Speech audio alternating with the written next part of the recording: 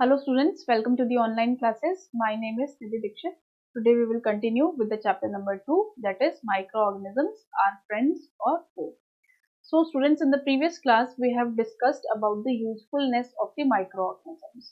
Microorganisms were the organisms which are very small in size that you cannot see through your naked eye.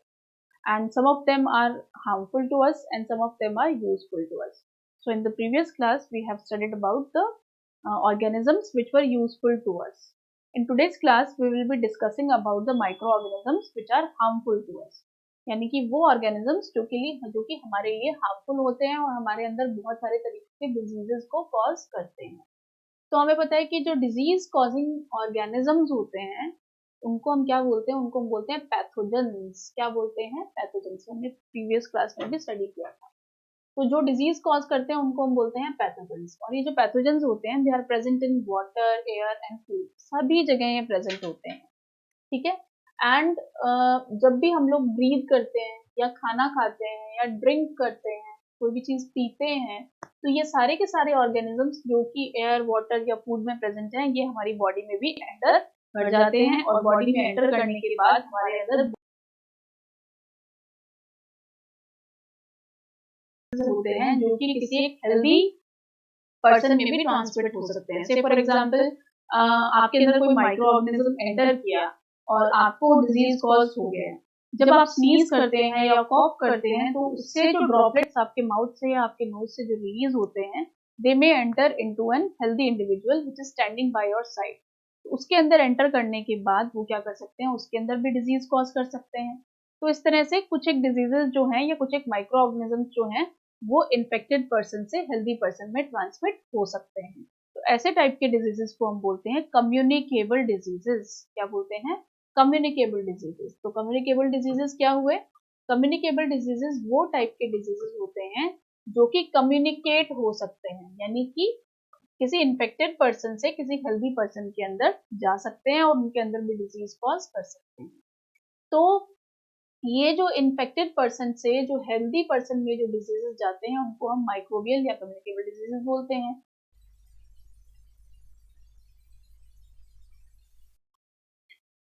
तो उससे होता क्या है कि ये डिजीजेस जो हैं वो एक से दूसरे में ट्रांसमिट हो सकते हैं. जैसे फॉर एग्जांपल कॉमन कोल्ड है. मान लीजिए आप कॉमन कोल्ड से इन्फेक्टेड हैं, तो आपके अंदर कॉमन कोल्ड से रिस्पॉन्सिबल जो माइक्रो ऑर्गेनिज्म है जो कि जनरली एक वायरस होता है, वो आपके अंदर प्रेजेंट है. और आपने स्नीज किया या कॉफ किया जिससे आपके माउथ या नोज से जो ड्रॉपलेट्स रिलीज हुए वो कहाँ मिक्स हो गए? वो एयर में मिक्स हो गए.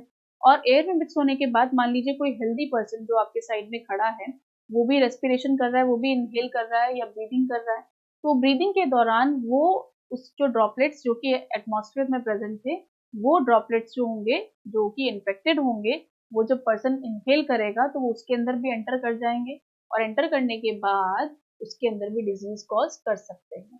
तो इसको अवॉइड करने के लिए, कम्युनिकेबल डिजीज को अवॉइड करने के लिए हमें किसका यूज करना चाहिए? हैंडकरचीफ का या मास्क का यूज हमें करना चाहिए. सिमिलरली जो ट्यूबरक्लोसिस के जो पेशेंट्स होते हैं, टीबी के जो पेशेंट्स होते हैं, उनका हॉस्पिटल में एक अलग ही वार्ड, सेपरेट वार्ड रखा जाता है जो कि दूसरे डिजीजेस के जो पेशेंट्स होते हैं उनको उनसे कम्प्लीटली आइसोलेटेड कंडीशन में रखा जाता है. Because tuberculosis is highly infectious disease, बहुत ज्यादा इन्फेक्शियस डिजीज है जो कि लंग्स को डैमेज कर सकता है. तो इस तरह से कुछ डिजीजेस कम्युनिकेबल भी हो सकते हैं और कुछ नॉन कम्युनिकेबल भी हो सकते हैं.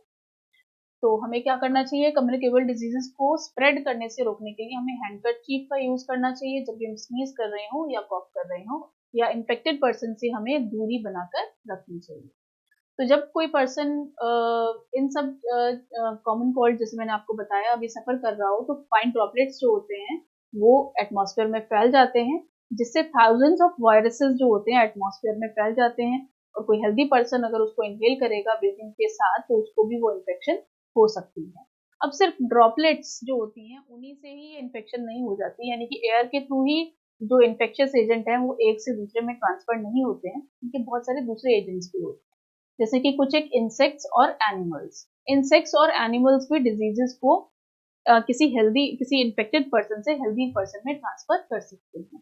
तो ऐसे इंसेक्ट्स या एनिमल्स जो कि डिजीज को या माइक्रो ऑर्गेनिज्म को किसी इन्फेक्टेड पर्सन से किसी हेल्दी पर्सन में ट्रांसमिट करने का काम करते हैं उनको हम क्या बोलते हैं, उनको हम बोलते हैं कैरियर्स या वेक्टर्स। क्या बोलते हैं, कैरियर्स या वेक्टर्स। से फॉर एग्जांपल एक पर्सन है, पर्सन ए, ठीक है, उसको क्या प्रॉब्लम हो गई है, उसको हो गया है मलेरिया।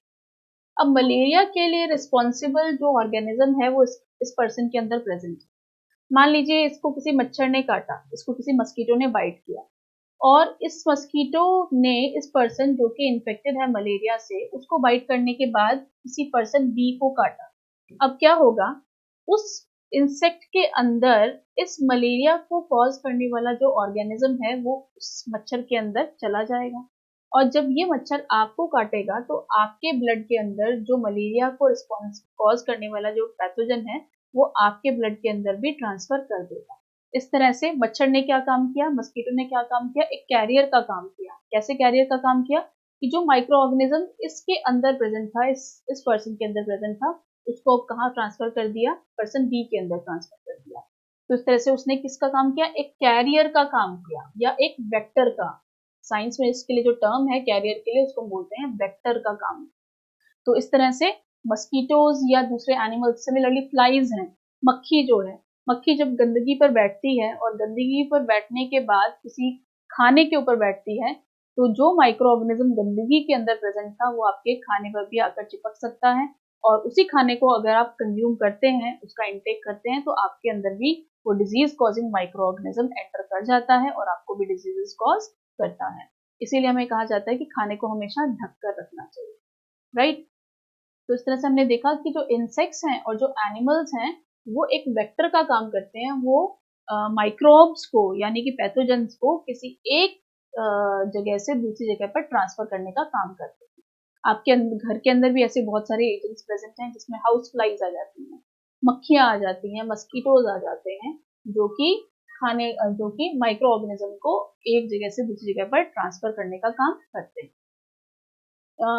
उसके बाद हम देखते हैं कि जैसे ये फीमेल एनोफिल्स मस्कीटो, मैंने अभी आपको मलेरिया का बताया था। मलेरिया में जो मच्छर मलेरिया के माइक्रो ऑर्गेनिज्म को, जिसको हम बोलते हैं प्लाज्मोडियम, जो माइक्रो ऑर्गेनिज्म या जो पैथोजन मलेरिया कॉज करता है उसका नाम होता है प्लाज्मोडियम। बहुत सारे इसके स्पीशीज होते हैं, इसमें प्लाज्मोडियम फेल्सीपैरम भी आ जाता है, प्लाज्मोडियम वाइवेक्स भी आ जाता है। तो ये जो माइक्रो ऑर्गेनिज्म जो होता है ना, एक प्रोटोजोआ होता है। क्या होता है, प्रोटोजोआ, जो कि हमारी बॉडी के अंदर मलेरिया कॉज करता है। ठीक है, मान लीजिए हमें कहा जाता है कि हमें अपने घर के आसपास जो है वो पानी को इकट्ठा नहीं होने देना चाहिए। पानी को इकट्ठा क्यों नहीं होना देना चाहिए, क्योंकि मच्छर जो होता है प्लाज्मोडियम फैल्सीपैरम या प्लाज्मोडियम वाइवेक्स जो होता है वो गंदे पानी में होता है, सबसे पहली बात। ठीक है, अब मच्छर जो होते हैं वो भी गंदे पानी में जो छोटे छोटे कीड़े मकोड़े होते हैं उनके ऊपर फीड करते हैं। तो जब मच्छर यहाँ पर आएंगे तो मच्छर क्या करेंगे, अपने छोटे छोटे एग्स को भी सेक्रेट करते हैं या लार्वा को भी बनाते हैं। तो जब ये यहाँ पर आते हैं छोटे छोटे कीड़े मकोड़ों को खाने के लिए, तो ये जो प्लाज्मोडियम फैल्सीपैरम या प्लाज्मोडियम वाइवेक्स नाम का जो पैथोजन है उनकी बॉडी से स्टिक कर जाता है। ठीक है, और स्टिक करने के बाद यही मच्छर जब आपको काटेगा, आपको काटने के दौरान क्या होगा, जो प्लाज्मोडियम फैल्सीपैरम इस मच्छर की बॉडी पर स्टिक किया हुआ था वो आपको काटने के दौरान आपके किस में मिक्स हो जाता है, ब्लड के अंदर मिक्स हो जाता है। और once this micro organism mixes in your blood then it will cause malaria. वो क्या कॉज कर देगा, आपके अंदर मलेरिया कॉज कर देगा। ठीक है, और मलेरिया के बहुत सारे सिम्टम्स होते हैं कि आपको वॉमिटिंग स्टार्ट हो जाती है, आपको चिल्स महसूस होते हैं, यानी कि बहुत तेज शिवरिंग होती है, बहुत तेज ठंड लगती है, बहुत तेज बुखार होता है। ठीक है, तो इसको अवॉइड करने के लिए हमें क्या करना चाहिए, जो मस्कीटो के ब्रीडिंग पॉइंट्स हैं, ठीक है, जहाँ पर मस्कीटो अपने एग्स देते हैं, उनको ही अगर हम हटा देंगे तो वहां पर क्या होगा, मस्कीटो अपने एग्स नहीं दे पाएगा। वहां पर उसके साथ उसकी बॉडी पर प्लाज्मोडियम फैल्सीपैरम नाम का जो पैथोजन है जो कि मलेरिया कॉज करता है वहां पर नहीं होगा। तो इस तरह से हम लोग मलेरिया को लार्ज स्केल पर स्प्रेड होने से रोक सकते हैं। तो इस तरह से ये तो सिर्फ मलेरिया की बात बोली मैंने। दूसरे केसेस में हम जो फ्लाइज से जो माइक्रो ऑर्गेनिज्म ट्रांसफर होते हैं एक पर्सन से दूसरे पर्सन पर, उसके लिए हम क्या कर सकते हैं कि हमें अपने आसपास की जो जगह है वो साफ करनी चाहिए, क्योंकि फ्लाइज मोस्टली उन्हीं जगहों पर आती है जो कि जहाँ पर गंदगी होती है। तो हमें अपने आसपास जो है वो सफाई रखनी चाहिए, हम अपने घर की नहीं अपने आसपास की भी सफाई रखनी चाहिए। और अपने खाने के जो भी आइटम्स हैं, फूड आइटम्स जो हैं, दे शुड बी कवर्ड, उनको क्या रखना चाहिए, कवर्ड कंडीशंस में रखनी चाहिए, जिससे फ्लाइज नहीं आएंगी और हमारा खाना जो है वो भी स्पॉइल नहीं होगा। ठीक है, तो इस तरह से हमने ये चीज भी पढ़ी। Now coming to the table part, some common human diseases caused by micro organisms. तो कुछ एक वो डिजीजेस जो कि ह्यूमंस के अंदर होते हैं और जो कौन कॉज करते हैं, माइक्रो ऑर्गेनिजम्स, उनके बारे में पढ़ेंगे। तो सबसे पहले है ट्यूबरकुलोसिस। ट्यूबरकुलोसिस जो होता है, जिसका शॉर्ट फॉर्म है टीबी, इसको हम क्या बोलते हैं, टीबी की बीमारी बोलते हैं। तो टीबी किससे कॉज होता है, टीबी कॉज होता है एक बैक्टीरिया से। ठीक है, उसका नाम होता है माइकोबैक्टीरियम ट्यूबरकुलोसिस। ठीक है, और ये कहाँ प्रेजेंट होता है, ये प्रेजेंट होता है एयर के अंदर। कहाँ होता है, एयर के अंदर। और इसको अवॉइड करने के लिए या इसके प्रिवेंशन मेजर क्या है कि keep the patient in completely isolated position. जैसे मैंने आपको बताया था कि हॉस्पिटल्स के अंदर अगर हम देखते हैं तो टीबी के पेशेंट्स के लिए कंप्लीटली सेपरेट वार्ड होता है। ऐसा इसलिए क्योंकि जब वो ब्रीदिंग करते हैं तो अपने उनके मुंह से कुछ एक ड्रॉपलेट्स निकलते हैं, उन ड्रॉपलेट्स के अंदर ये बैक्टीरिया जो कि ट्यूबरकुलोसिस कॉज करता है वो प्रेजेंट हो सकता है। और अगर हेल्दी पर्सन उसके कांटेक्ट में आएगा तो उसको भी टीबी हो सकता है, उसके भी लंग्स डैमेज हो सकते हैं। तो इसलिए, और अगर घर में वो पेशेंट है तो हमें उसे एक सेपरेट रूम में रखना चाहिए। ठीक है, बिकॉज ये एक कम्युनिकेबल डिजीज होता है। फिर आता है, सेकेंड आता है मीजल्स। मीजल्स जो होता है उसके लिए जो पॉजिटिव एजेंट होता है वो होता है एक वायरस। वायरस भी कहाँ से ट्रांसमिट हो सकता है, एयर से ट्रांसमिट हो सकता है। तो हमें क्या करना चाहिए, keep the personal belongings of the patient away from the others. हमें क्या करना चाहिए, क्योंकि ये कम्युनिकेबल डिजीज है तो इसको भी अवॉइड करने के लिए पेशेंट की जो चीजें हैं, चाहे उसके बर्तन है या खाने पीने की चीजें हैं, उनको भी हमें एक सेपरेट जगह पर रखना चाहिए और पेशेंट को हमें आइसोलेट कर देना चाहिए, so that it would not spread to the other family members और other person which are staying with that person. ठीक है, देन चिकन पॉक्स जो होता है, ठीक है, चिकन पॉक्स किससे कॉज होता है, वो भी एक वायरस से कॉज होता है। वो एयर से भी हो सकता है या अगर हम किसी इन्फेक्टेड पर्सन के कांटेक्ट में आते हैं तो उससे भी हो सकता है। इसको अवॉइड करने के लिए अभी जो वैक्सीनेशन है वो एक कारगर तरीका है। ठीक है, इसके लिए हमें क्या करना चाहिए, वैक्सीन लगवानी चाहिए। उसके बाद आता है पोलियो। पोलियो जो होता है वो एक वायरस से कॉज होता है जिसको बोलते हैं पोलियोमिलाइटिस। ठीक है, ये भी एयर से या वाटर से ट्रांसमिट हो सकता है। अगर गंदा पानी पिएंगे तो उसके अंदर पोलियो के जो रिस्पॉन्सिबल वायरस है वो उसके अंदर प्रेजेंट हो सकता है। इसको भी अवॉइड करने के लिए हमें क्या करना चाहिए, वैक्सीनेशन लगवानी चाहिए। तो पोलियो के लिए वैक्सीन भी अवेलेबल है और पोलियो ड्रॉप्स जो कि हमें 5 साल तक के बच्चों को देनी चाहिए, उससे हम पोलियो को अवॉइड कर सकते हैं। 2010 के अंदर जो इंडिया है हमारा वो कम्प्लीटली पोलियो फ्री हो चुका है, कम्प्लीटली हमारे इंडिया से पोलियो जो है वो इरेडिकेट हो चुका है। देन आता है कॉलेरा। कॉलेरा जो होता है वो एक बैक्टीरिया से कॉज होता है और ये किससे कॉज हो सकता है, कंटामिनेटेड वाटर या कंटामिनेटेड फूड से ट्रांसमिट हो सकता है। इसके लिए हमें क्या करना चाहिए, एक तो जो हमारा पानी है उसे हमें साफ रखना चाहिए, साफ पानी को पीना चाहिए या तो फिल्टर करके या उसे उबाल कर पीना चाहिए। फूड जो होता है वो कंटामिनेटेड नहीं होना चाहिए, बिल्कुल साफ फ्रेश खाना होना चाहिए। और हमें सैनिटरी हैबिट्स को भी या जो अच्छी सैनिटरी हैबिट्स हैं उनको मेंटेन करना चाहिए, यानी कि हाथ को धोकर खाना खाना चाहिए। हमारे आसपास की जो जगह है वो भी साफ सुथरी होनी चाहिए। देन आता है टाइफॉइड। टाइफॉइड एक बैक्टीरिया से कॉज होता है, ठीक है, जिसका नाम होता है साल्मोनेला टाइफी। ठीक है, और ये क्या होता है, गंदे पानी को पीने की वजह से टाइफॉइड होता है।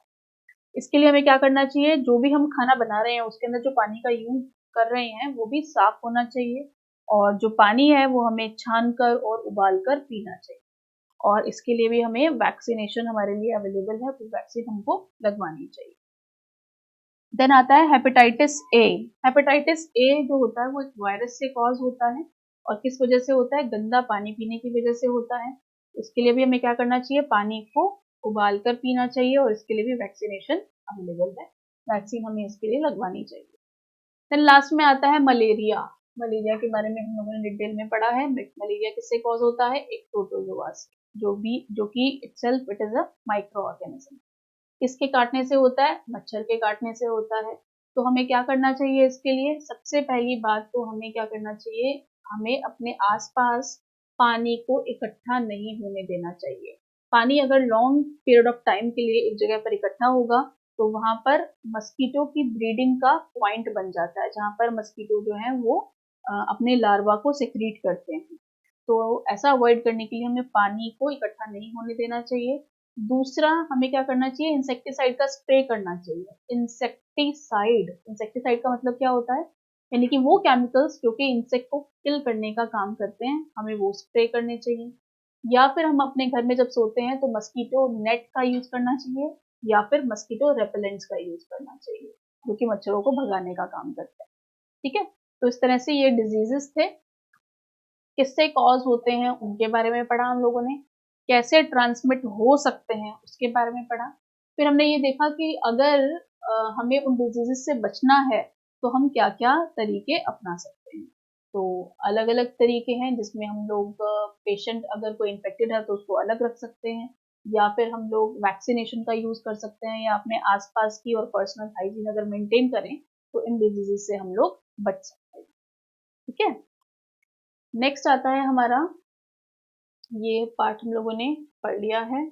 नेक्स्ट आता है diseases causing micro organisms in animals. ये तो पढ़े कि जो हमारे अंदर जो डिजीज कॉज होते हैं उनके बारे में हम लोगों ने पढ़ा, which are caused in humans, जो ह्यूमंस में डिजीजेस कॉज होते हैं। अब ऐसा नहीं है कि ह्यूमंस में डिजीजेस कॉज होते हैं, एनिमल्स जो होते हैं उनके अंदर भी डिजीजेस होते हैं, उनके अंदर भी बैक्टीरिया, वायरस या फंगस जो है उनको भी अटैक करके उनके अंदर भी डिजीजेस कॉज करते हैं।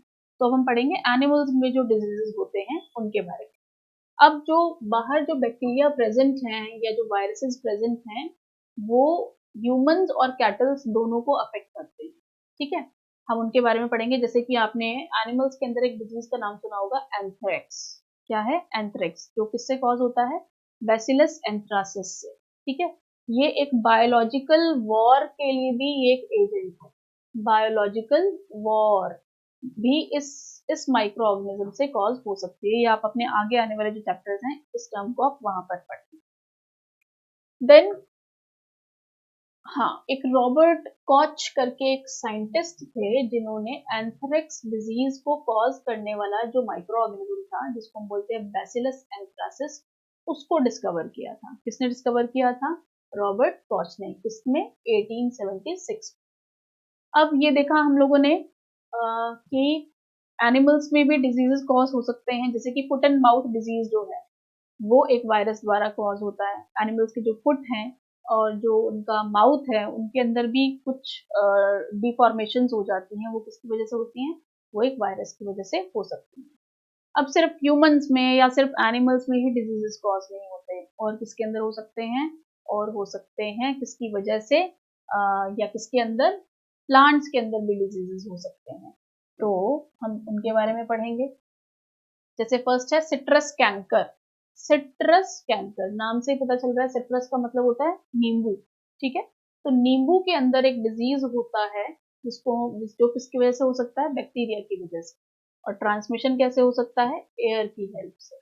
दूसरा होता है रस्ट ऑफ वीट, यानी कि वीट के जो दाने होते हैं ना वो हल्के से ब्राउनिश कलर के हो जाते हैं, और ग्रेन जो होता है उसका काफी पतला हो जाता है, सूख जाता है।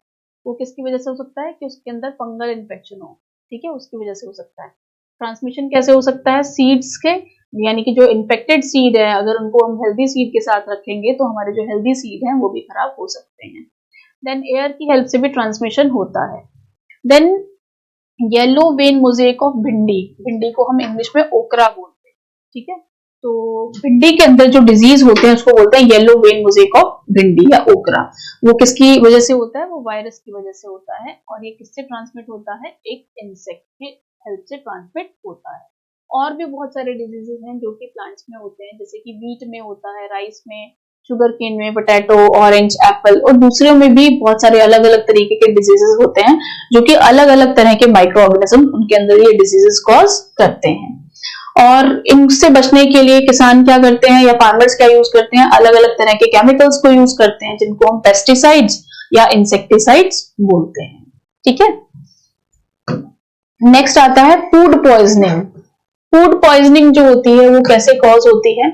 फूड पॉइजनिंग जो होती है, फूड से poisoning, food poisoning can be caused as a result of consumption of food which is unhealthy, यानी कि वो खाना जो कि खराब है, जिसके अंदर पहले से ही माइक्रो ऑर्गेनिजम्स प्रेजेंट हैं, अगर आप उस खाने को खाते हैं तो आपको क्या हो सकती है? फूड पॉइजनिंग होती है। फूड पॉइजनिंग से होता क्या है कि फूड के अंदर जो टॉक्सिक सब्सटेंसेस होते हैं उसको खाने से वो आपकी बॉडी में एंटर कर जाते हैं, और एंटर करने के बाद आपके अंदर इलनेस कॉज करते हैं, और वो भी सीरियस इलनेस, जिससे आपको क्या हो सकती है? बहुत तेज वॉमिटिंग हो सकती है, and sometimes in severe cases it may lead to the death of that person. तो इसीलिए बाहर का खाना खाने के लिए मना किया जाता है, क्योंकि हो सकता है कि वो खाना जो है वो 3-4 दिन या उससे भी पुराना हो, और किस कंडीशंस में वो रखा गया है वो भी हमें नहीं पता। ठीक है, तो इसलिए बाहर का खाना जो है, जो कि स्पॉइल्ड हो चुका है, जिसमें से स्मेल आ रही है, वो खाना जो है वो हमें नहीं खाना चाहिए।